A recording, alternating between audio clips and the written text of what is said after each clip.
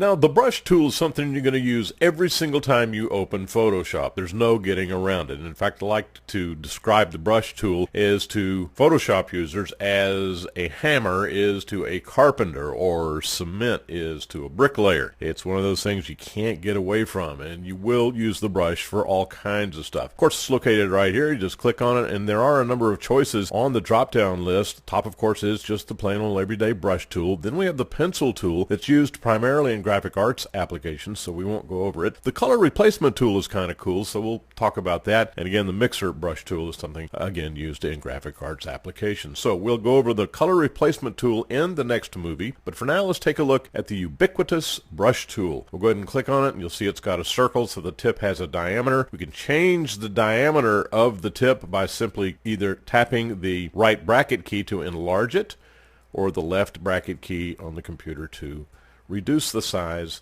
of the brush. And of course, we can dictate what color the brush is going to paint onto your image, and that's found right here. And we click on this little palette, and here comes the color picker. And of course, we can make this any color that we want. Right now it's green. Let's go to red, change it. You'll notice it changes right here, and of course it affects what is in the brush tip. So here we're doing a red stripe. Now you'll notice that that red stripe is probably just a little bit faded. It's translucent. The opacity, looking up here in the options bar, is set at 25%. Let's look at what happens when I change this to 100%. We draw the same basic line again, and there we have it. So 100%, 24% opacity. We can change the way the color is displayed or deposited on the image. Let's go back and start again.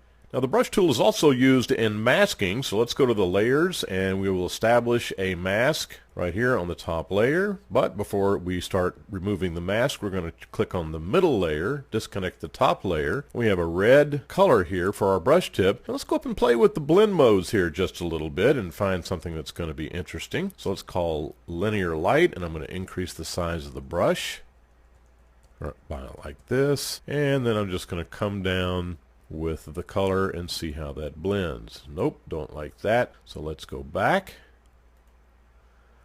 Let's look at difference and see how that looks.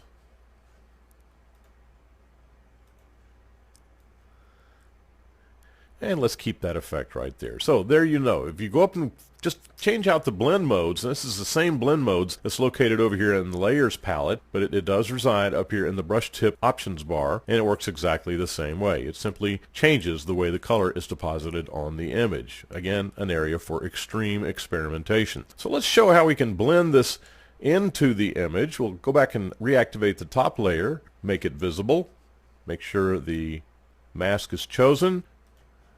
And we've got all that, and we have our brush. Let's change the opacity from 100% down to somewhere in the 20% range. Doesn't have to be perfect. Now we can blend after we change this, and then we can blend how that swatch of paint on layer 1, as you can see right there, blends in with the top layer.